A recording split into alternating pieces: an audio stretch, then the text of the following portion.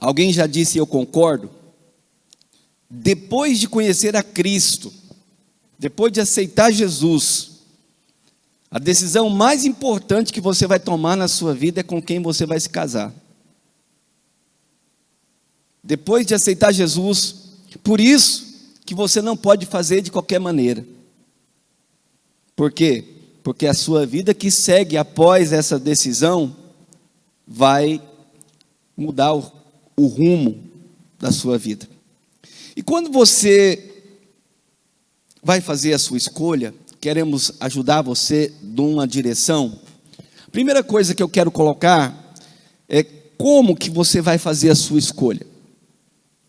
Não faça a sua escolha com base no que é temporal. O que é isso? O que são coisas temporais, pastor? Que pode medir a nossa escolha.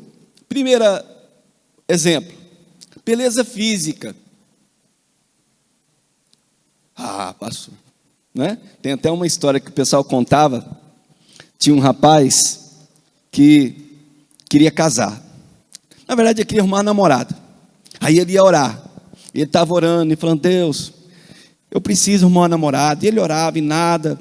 E ele falou: Deus, mas eu preciso de uma namorada. Deus, eu quero uma namorada.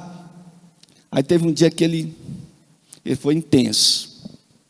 Ele ficou de joelho na igreja, baixou assim e fez aquela oração pentecostal tensa e falou: Deus, eu declaro que a hora que eu levantar, não ri não, Simone, a hora que eu levantar aqui, eu vou ver minha namorada.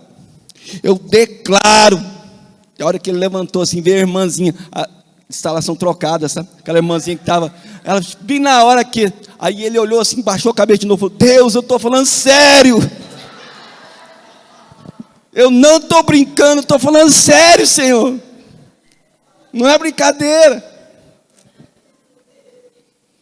Às vezes, querido, quando a gente vai fazer escolha,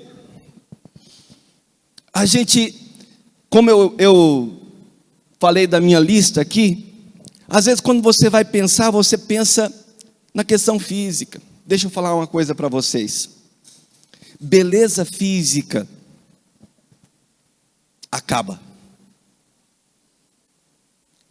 Sabia? Acaba.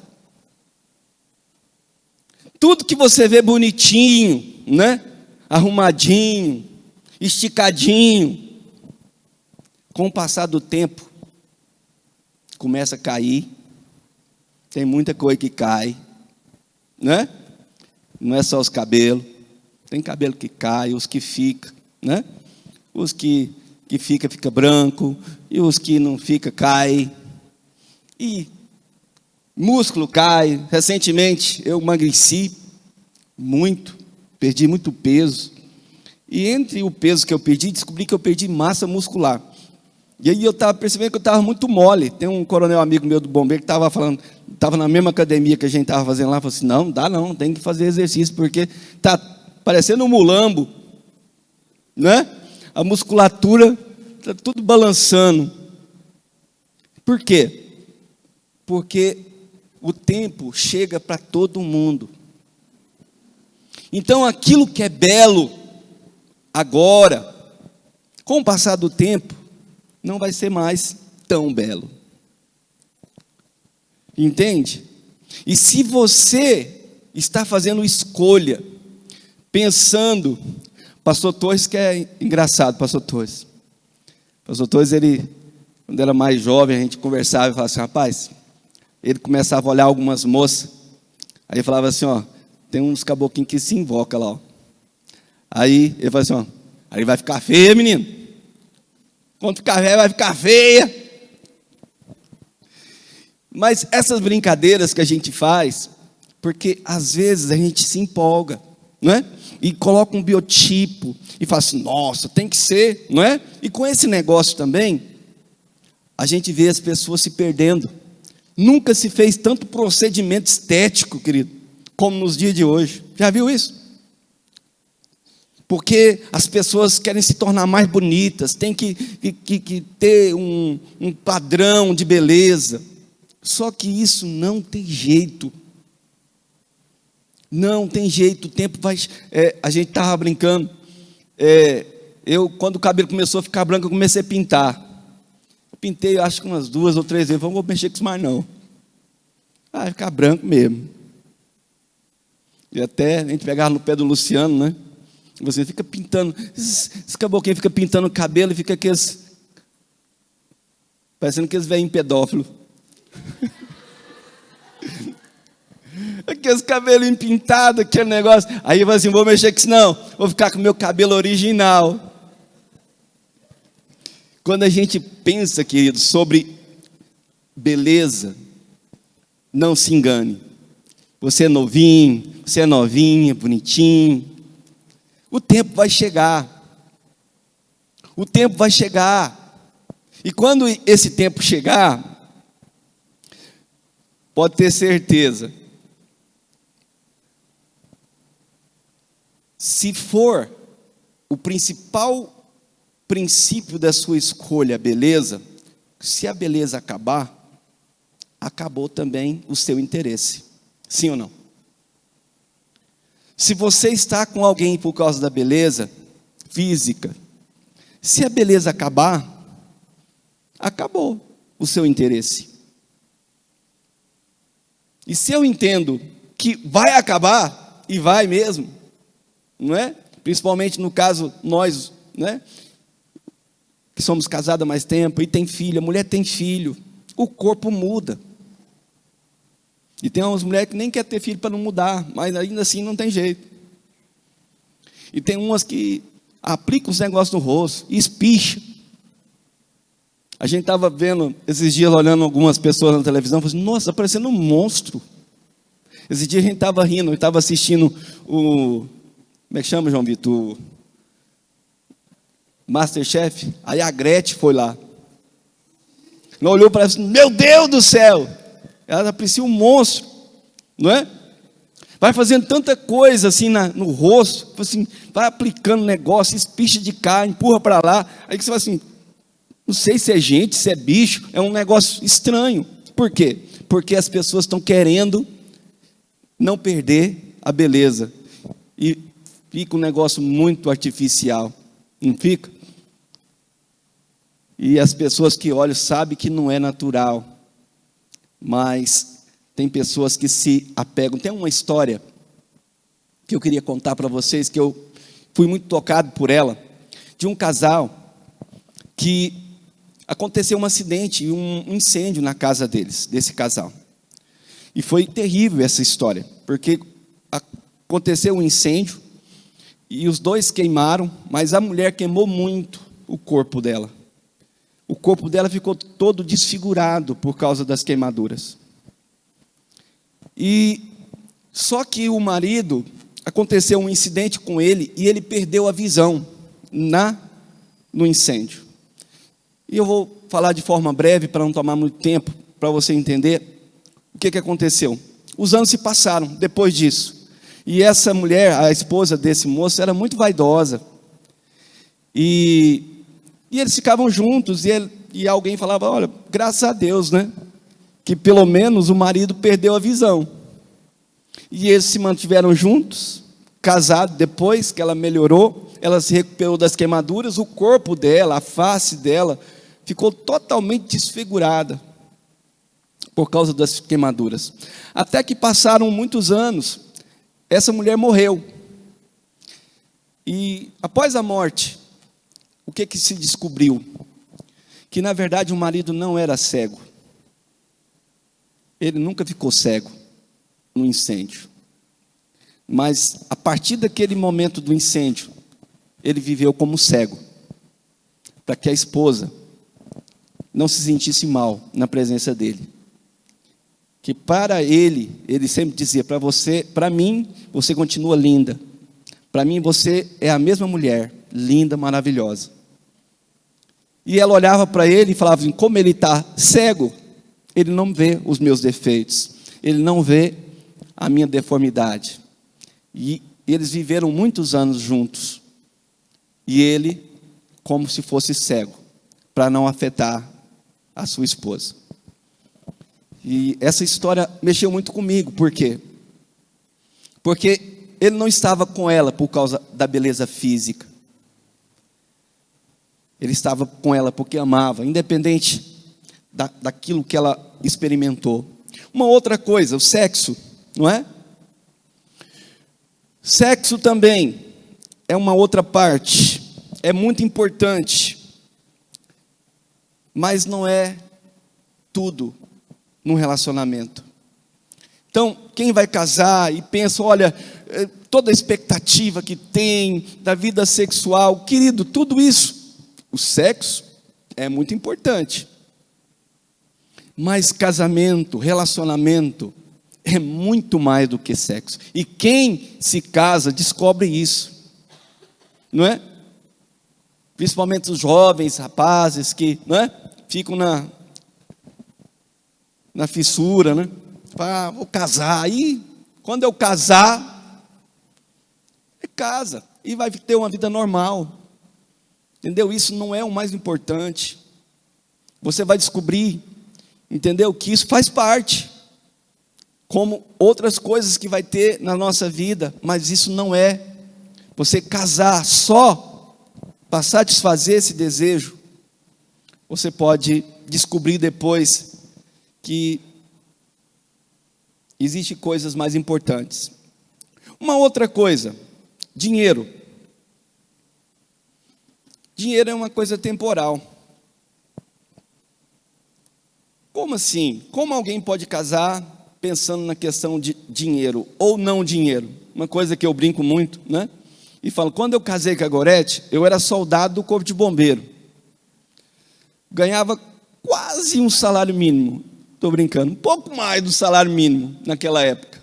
Hoje, né, o salário é outro, mas naquela época era muito baixo. E aí a gente brinca e fala assim, coitada da minha sogra, né? A minha sogra queria que as filhas casassem, né?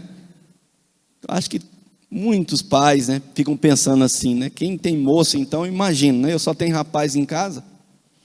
Mas pai de moço deve pensar assim, não, tem que arrumar, né, um genro, né? Pelo amor de Deus, né? Tem que arrumar um genro que honra as calças, né? Que seja uma pessoa, vou entregar minha filha, né? Que seja uma pessoa que honre. E assim, eu estava naquela parte assim, mas não tem outro, né? Vai esse aí mesmo. Só que uma das coisas que eu percebo, que às vezes as pessoas se perdem muito nesse valor, nesse princípio. Finança ou dinheiro, uma questão financeira, muda muito. Você conhece uma pessoa rica hoje, amanhã ele é pobre. Ou vice-versa. Você conhece uma pessoa hoje que não tem nada, e amanhã leva um susto, fala, ué, e esse? Fala, não, ganhou dinheiro, né? Então, não faça escolha baseado nisso. Rapaz, não se empolgue, porque a moça, o pai, a família tem dinheiro. Moça, não se empolgue, ou não estabeleça como critério um rapaz que tenha condição financeira estabelecida. Isso é importante. Finança, dinheiro é importante, mas não pode ser a base da escolha. Uma das coisas que eu e a minha esposa, né, dentro da nossa história, quando a gente casou, ela era professora, eu bombeiro, e tivemos muita dificuldade financeira. E antes de casar, o nosso casamento, nós compramos as coisas juntos. A gente tinha nada. Então a gente comprou guarda-roupa. Antes de casar, lembro que a gente comprou uma geladeira parcelada. A gente comprou as coisas. Hoje, parece que tem que ter já uma mansão nos jardins, tem que ser o quê? Parece que a gente estabelece um padrão tão enorme. Na verdade, é muito melhor a gente construir a vida junto. É muito melhor a gente se unir e dizer, vamos trabalhar e vamos construir a nossa vida, do que você ficar imaginando o que a pessoa tem. E na minha época do mundo, tinha muito rapaz que barulhava as moças.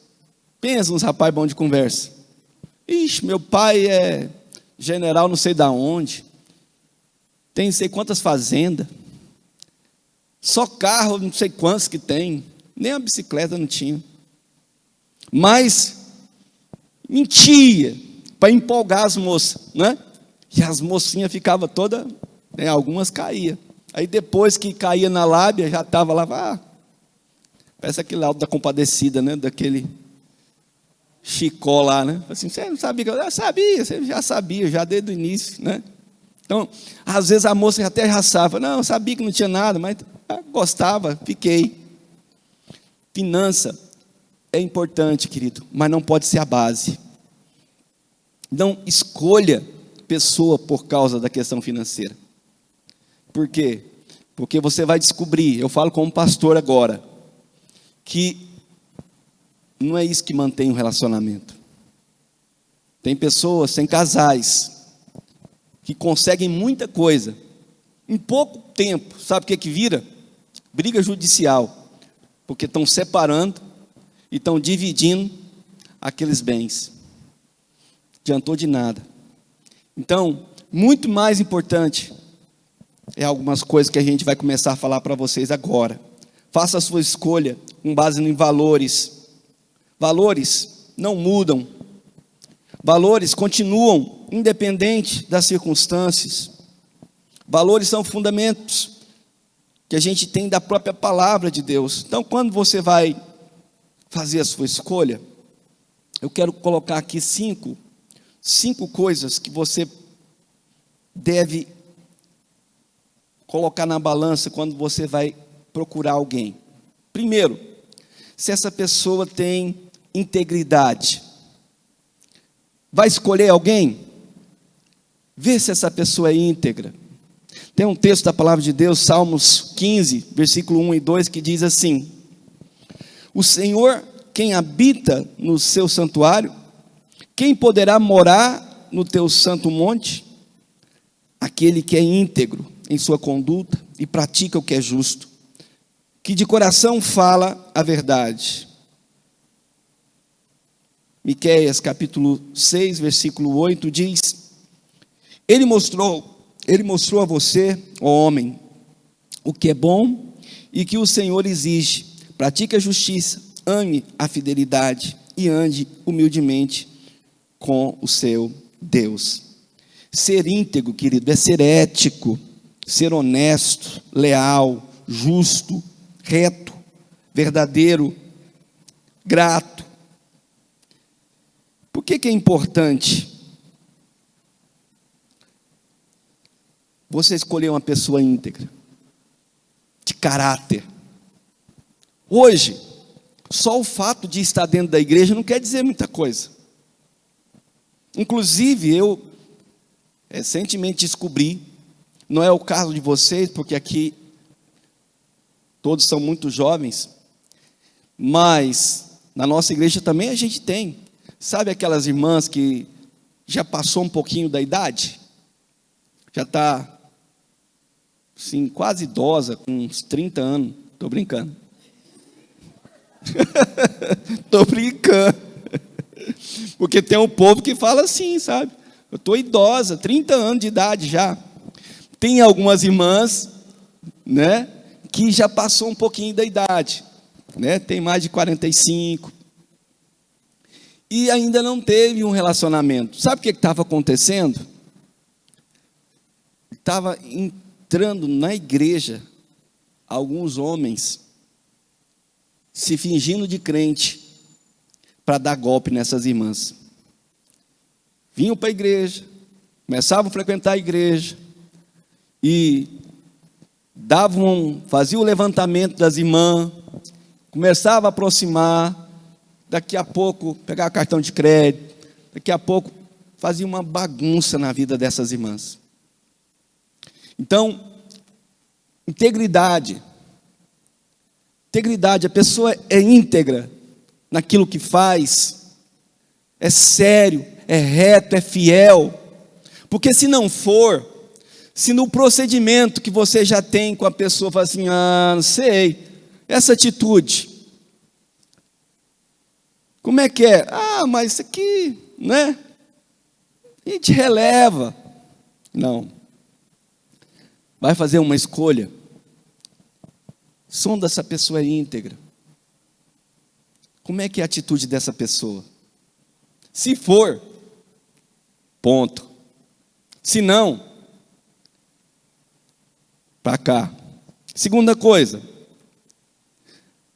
se essa pessoa é uma pessoa de honra. Vamos pensar aqui. O que é uma pessoa de honra? Pessoa de honra, primeiro, ela honra a Deus. Qual que é a atitude dessa pessoa com Deus? É uma pessoa que tem Deus realmente no coração e honra a Deus na sua vida, na sua atitude? Tem um texto que diz, Provérbios 3:9, honre o Senhor com todos os seus recursos e com os primeiros frutos de todas as suas plantações. Essa pessoa honra a sua liderança. Deixa eu abrir um parênteses aqui. Além de pensar em liderança de igreja, pensar em liderança de trabalho. Uma coisa que eu falo como pastor com alguns irmãos que estão no serviço e começa a vir reclamar do serviço. E reclama do serviço, e reclama do patrão. Sabe o que eu falo? Falo, querido, você está com mentalidade de peão. Sabe o que é mentalidade de peão? Peão só sabe falar mal do patrão, está numa rodinha, está falando mal do patrão, está falando que o patrão fica ganhando dinheiro nas costas dele, e tudo que puder fazer para prejudicar o patrão, ele faz. Que mentalidade mais imbecil. Às vezes eu falo, querido, é de lá que vem o seu sustento, não é? O seu trabalho. Você tinha que orar pelo seu patrão, você tinha que orar pela empresa que você trabalha. Todo dia de manhã, a hora que você ir, você agradecer a Deus, pedir a Deus, Deus abençoa o meu patrão, abençoa a empresa que eu trabalho, abençoa. Agora a pessoa já chega falando mal. Então, sonda, essa pessoa honra os seus líderes, honra os seus patrões, é uma pessoa que sabe honrar, não é puxa-saco, tá, querido? Não é puxa-saco. Tem até um testemunho de um irmão, trabalhava numa empresa de pneu, e ele veio conversar comigo, e antes ele era motorista de táxi, e ele estava meio triste, falando, pastor, está difícil demais, pesado, tem que carregar pneu e tal, e ele estava reclamando. Esse irmão, eu falei para ele, você está com mentalidade de peão. Muda a sua mentalidade, começa a trabalhar direito. Seu patrão chega 5 para 6 da tarde e pede um negócio para você, faz. Mas isso aqui vou até 6:30 fazendo, faz. Isso é teste, meu filho. Vai e faz, fica até 6:30, até 7 horas da noite. Por quê? Simples assim, escute. Estou dando uma dica já. Se a empresa passar dificuldade e o patrão precisar mandar embora, quem você acha que vai mandar embora? Aquela pessoa que fica depois do horário, aquela pessoa que não tem tempo ruim, que faz, ou aquele que está lá 5,59 com o cartão assim, nem sei se tem mais cartão de ponto, né? Na minha época, 5,59, esperando o relógio, pá, sai vazado e fala, não, já fui. Não, porque não? Depois, hoje não tem mais, parecendo os funcionários do Detran, né? Detran, você chega lá às 5:30 da tarde, o expediente acaba às 6, não consegue fazer mais nada. Não, já desliguei o computador, o sistema já parou. Mas falta meia hora. Não, já acabou. Tem pessoas assim. Agora, se vai ter uma promoção, quem você acha que o patrão vai colocar para subir? Aquela pessoa que honra, aquela pessoa que está lá sempre quando precisa, que não tem tempo ruim, ou aquele que falta o serviço toda hora, que sempre que pede não pode, quem que você acha que vai subir de cargo? Entendeu? Isso não é puxar saco, querido. Isso é ter inteligência. Muitas vezes tem patrões fazendo teste para saber se pode confiar ou não. Quem são as pessoas? E tem gente da igreja tomando bomba. Esse irmão que eu dei o testemunho, sabe o que aconteceu? 3 meses depois ele subiu de cargo e abriu espaço para uma outra pessoa aqui da igreja trabalhar. Inclusive já foi para a glória, o irmão Roque. O irmão Roque faleceu, o pai do Alisson. Esse irmão subiu de cargo e abriu espaço para esse outro irmão trabalhar. Já pensou? Por quê? Porque ele saiu daquele negócio de reclamar e começou a agir de forma diferente. Então, quando a gente pensa sobre honra, precisamos honrar também os nossos pais. Honra os pais. Meus irmãos, eu já vi atitude. Esses dias eu estava num consultório médico e vi um filho tratando uma mãe já idosa. O filho já era quase da minha idade. Aí que me deu raiva.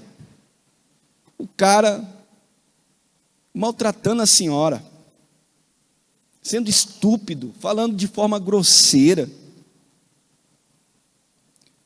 Quando você começa a pensar como que vai escolher a moça, o rapaz, como que esse rapaz, como que essa moça trata os seus pais?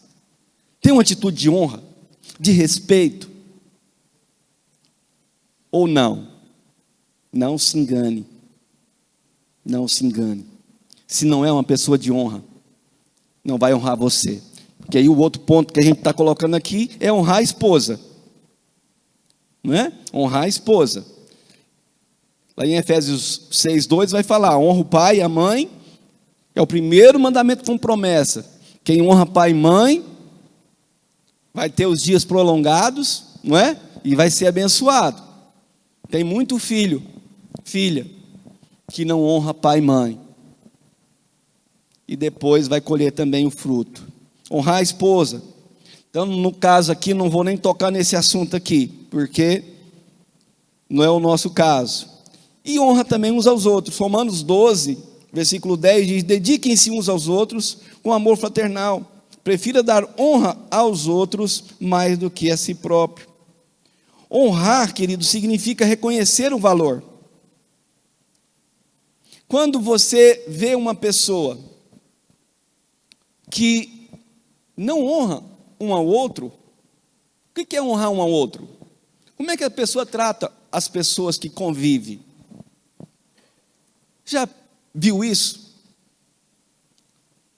Tem pessoas que não têm um pingo de respeito com os outros. Esse tipo de pessoa é egoísta, geralmente só pensa em si. Então a gente precisa ponderar sobre essa questão da honra. Um outro ponto, gratidão. Gratidão, alguém já disse que é a memória do coração. Gratidão não tem tempo de validade. Quando a gente pensa na atitude do filho pródigo, você acha que o filho pródigo, ele foi uma pessoa grata ou ingrata?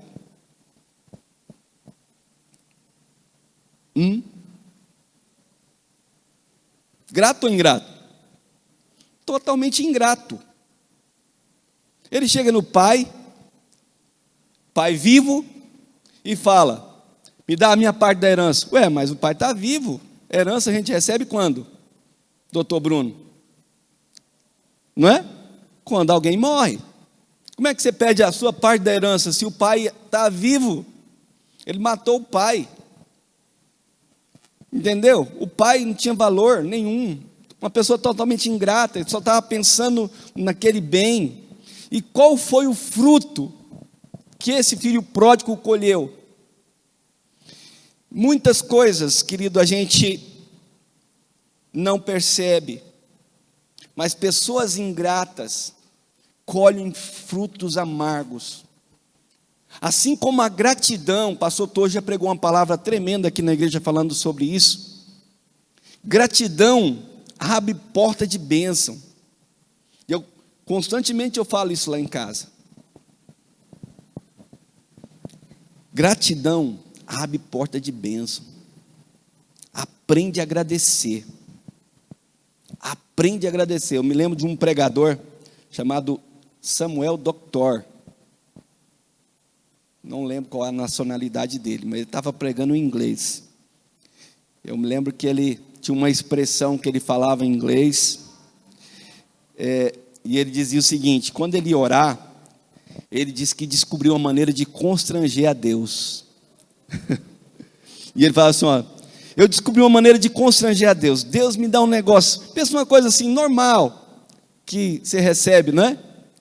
Aí ele disse que chegava diante de Deus assim na oração, falava assim: Deus, muito obrigado, Senhor. Senhor, muito obrigado por essa bênção. O Senhor, e ele disse que falava com tanta intensidade, Deus falava assim: olha, só por causa disso? E Deus falava: vou te dar mais, eu vou te abençoar, aí vale a pena abençoar esse menino, não é? Olha, deu um negocinho insignificante, ele nessa alegria, nessa gratidão.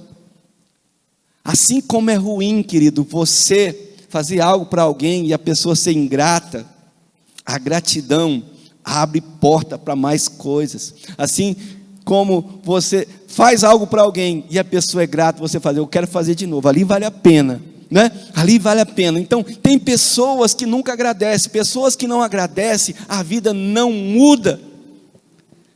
Eu falo como pastor, eu conheço pessoas que têm sei quantos anos, que está na mesma lenga-lenga, só sabe reclamar, nunca olha nada positivo, nunca agradece por nada, não vê motivo para agradecer. A ingratidão, querido, é sinônimo de traição.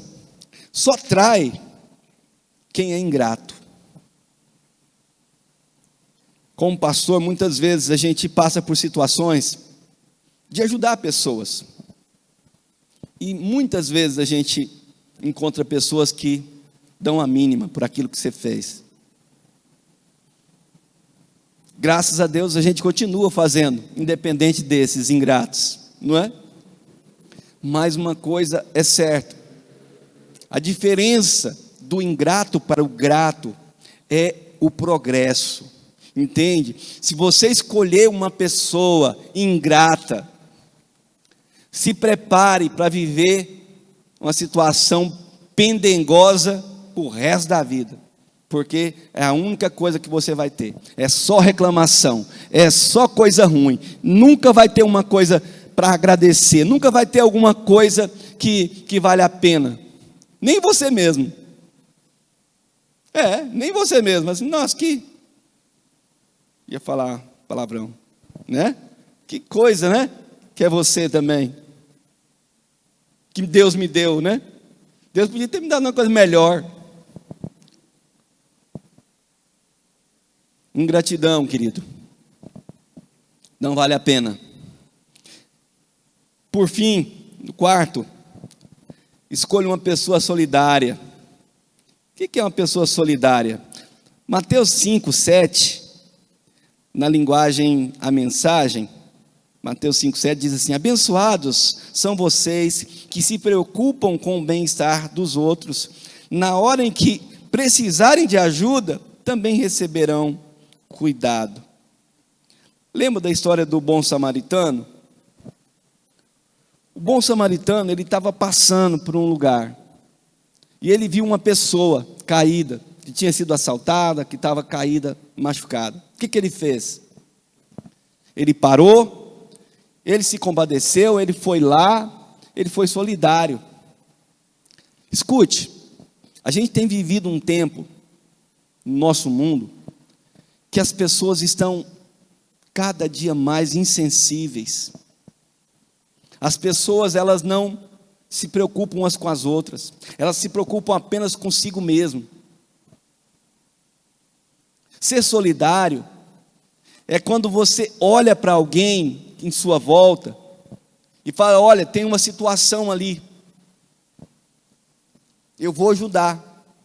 Eu já comentei isso com alguns irmãos. Eu, como ex-bombeiro, de vez em quando, agora não tenho mais físico para isso, mas de vez em quando acontecia, já aconteceu, eu presenciei um acidente ali na Perimetral Norte, um lugar que acontece muito acidente ali na curvinha ali.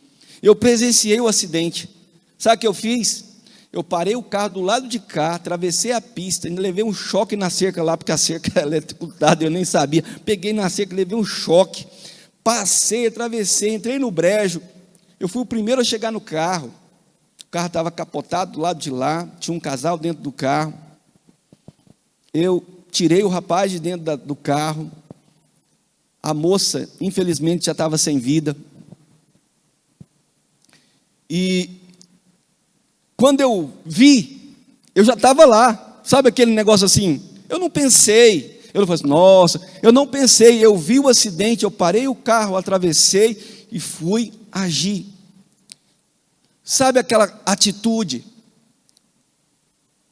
Aqui ou ali é normal. Às vezes não tem como você fazer muita coisa também, até que não pode.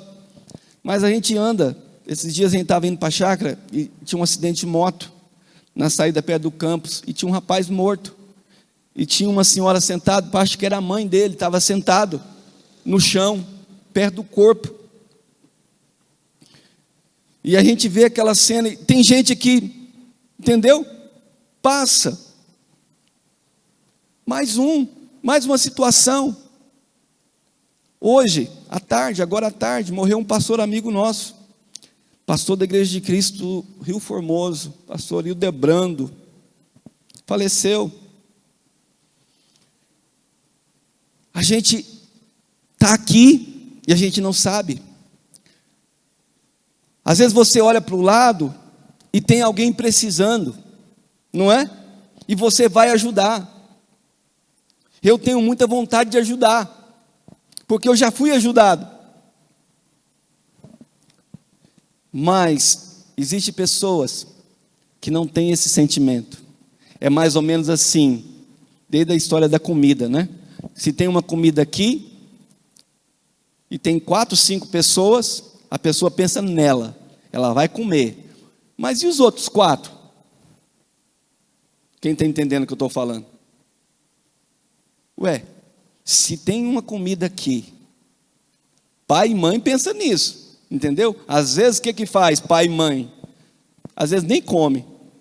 Ele olha e fala, ó, divide, né? Às vezes fala que não quer, né? Não, estou sem fome.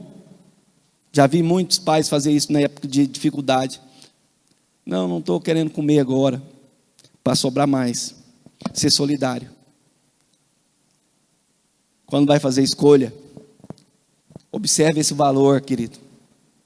Escolha pessoas solidárias, pessoas que se preocupam com o próximo, que não é aquele que pensa só em si mesmo, que quer só o bem próprio.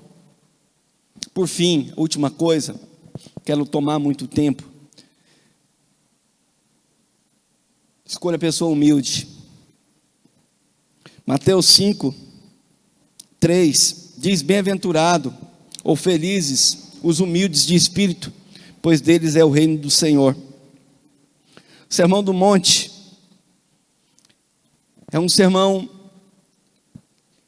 forte demais. Jesus, ele começa o ministério dele no capítulo 4, Mateus.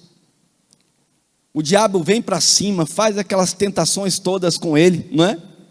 Ele fica firme no propósito. E ele começa a escolher os seus discípulos, chamar pessoas para andar com ele, agora com uma mentalidade diferente. Pessoas que muitas vezes estão vivendo no mundo, como a gente está falando agora há pouco sobre o egoísmo. O normal do ser humano é ser egoísta.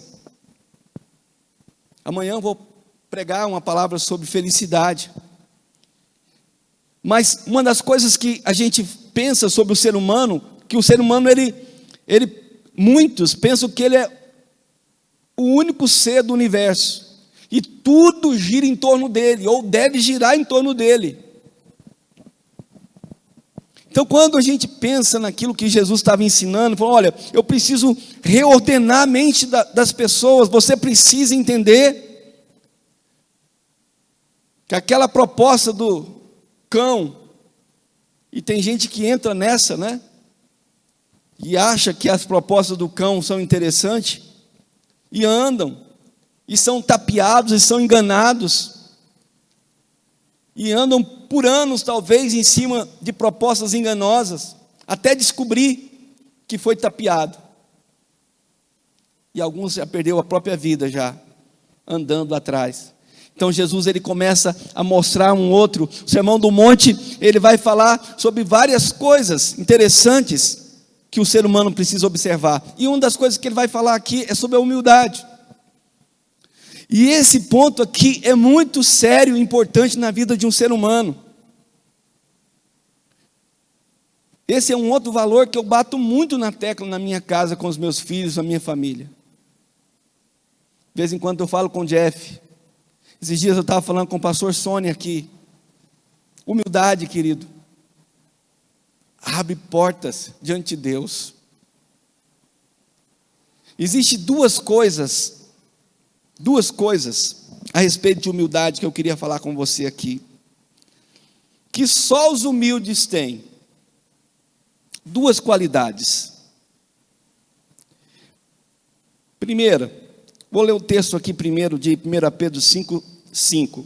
Da mesma forma, jovens, sujeitem-se aos mais velhos, sejam todos humildes uns com os outros, porque Deus se opõe aos orgulhosos, aos soberbos, mas concede graça aos humildes.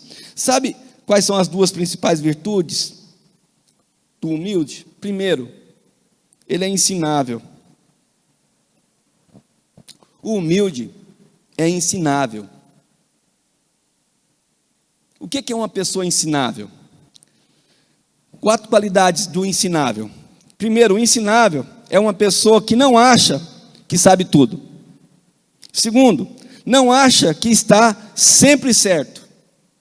Terceiro, não se vangloria. 4, não julga as outras pessoas.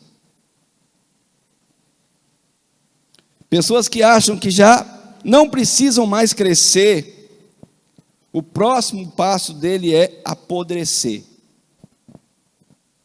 Pessoas que acham que já sabe, então ele já está maduro o suficiente para apodrecer. Queridos, a gente está sempre aprendendo. A gente está sempre aprendendo. Quando você perder a capacidade, tem uma expressão na Bíblia que chama dura cerviz, já viu falar sobre isso? Pessoas que são de dura cerviz, pessoas orgulhosas, pessoas que acham que não aprende, sabe, pessoa que passa por uma coisa, passa por outra, e fala assim, agora aprende. Agora pensa você escolher uma pessoa dessa na sua vida, que nunca aprende, que já sabe tudo. Eu de vez em quando converso com algumas pessoas que antes de você terminar de falar, ele já sabe. Não, eu já sei. Não, eu já estudei isso. Não, eu também já aprendi. Não, eu já tive isso. Eu já fui lá também. Não, tudo eu sei. E mais um pouquinho.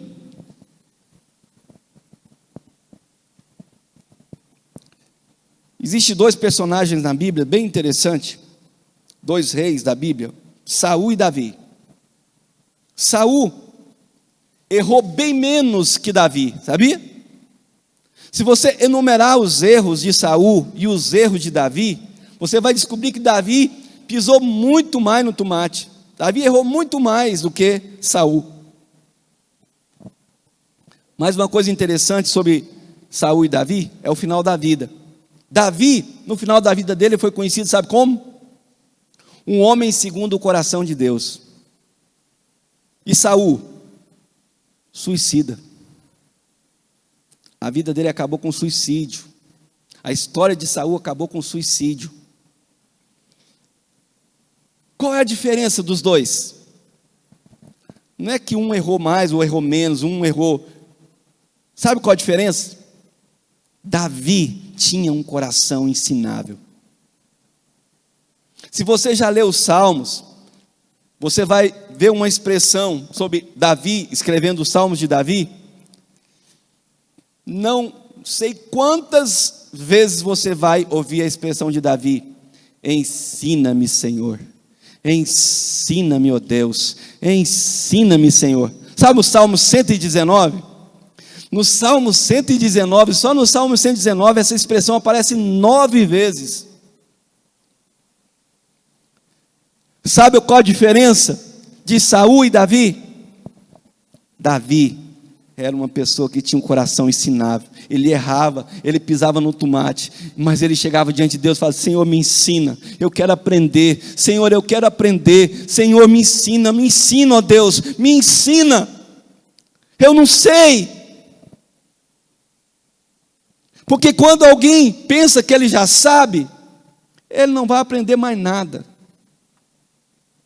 E a última coisa do humilde é que ele tem um coração de servo. Todo humilde tem um coração de servo. Marcos, já estou terminando já aqui.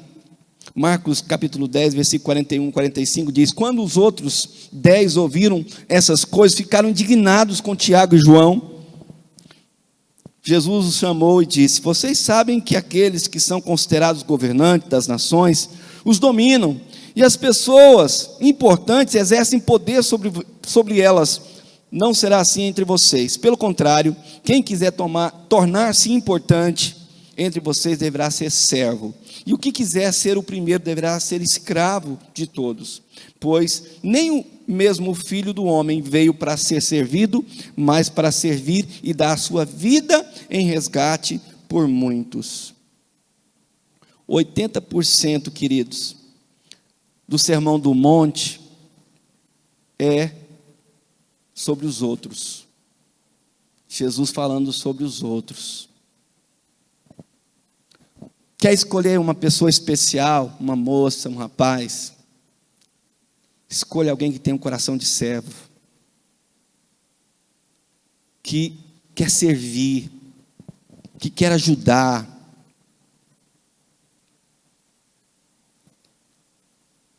Se você entendeu a introdução, não faça suas escolhas por coisas temporais. Não coloque a beleza física no topo das suas escolhas. Não pense que o mais importante vai ser a sua vida sexual. Não pense que os bens materiais é que vão fazer a diferença. Vai fazer escolha. Veja se as pessoas que você está analisando são íntegras. Vê se essas pessoas são pessoas de honra. Se honram a Deus, se honra a liderança, se honra os pais. Vê se essa pessoa que você está escolhendo é uma pessoa grata, se é uma pessoa solidária, se é uma pessoa humilde. Se for, pula para dentro. Eu quero orar por você nessa noite. E quero declarar uma palavra profética mesmo. Sabe, que saiam casais daqui de dentro dessa igreja, de homens e mulheres de Deus. Se os seus olhos estavam um pouco embaçados, e se você estava meio contaminado sob a ótica do mundo, para analisar a escolha, sabe, que o Senhor te ajude. E talvez exista pessoas que estão aqui. O que a pastora estava falando, às vezes tem rapazes dentro da igreja que estão aqui esperando. E esperando. E tem moça que está aqui também. E os dois estão olhando para o céu. De repente vem alguém de fora, lá do mundo, e anzola. Joga o anzol e leva. Você acredita? Eu já vi isso acontecer aqui dentro da igreja. Aí a gente fica, puxa, o rapaz estava aqui e tal, ou aquela moça. O que aconteceu? Geralmente, quando começa um relacionamento, geralmente quando não é alguém da igreja, na maioria das vezes a pessoa daqui a pouco não está mais entre nós. Então, vamos orar. Vamos orar. Se você está nessa fase de escolha, não precipite. Amém? Não precipite. É algo muito importante. Mas também não fique de boca aberta. Sério. Faça igual a pastora. É sério. Não fica, olha, vai na fé. Se é algo de Deus, quem está entendendo o que eu estou falando? Se Deus está, eu vou orar. Se não for de Deus, Deus sabe. Mas antes de qualquer coisa, diga isso para Deus. Fala, Deus, eu estou cansado. Eu estou cansado. Eu não quero ir. Eu não quero fazer escolha segundo o mundo, para me arrepender daqui a pouco. Eu quero que o Senhor me abençoe. Eu quero que o Senhor abençoe sua vida. Eu quero que o Senhor abençoe o seu relacionamento. Aqueles que já estão se relacionando, que Deus abençoe o seu relacionamento. Aqueles que pretendem começar. O Jeff deu uma palavra aqui na terça-feira, até falando dos avisos. Terça-feira tem uma palavra aqui para a família, tá? E quem puder vir amanhã no culto também, a gente tem uma palavra muito interessante aqui sobre felicidade. Mas o Jeff falou uma coisa, quando ele pregou no assunto da família, que eu achei muito jóia a forma que ele colocou. Seja você a resposta da sua oração.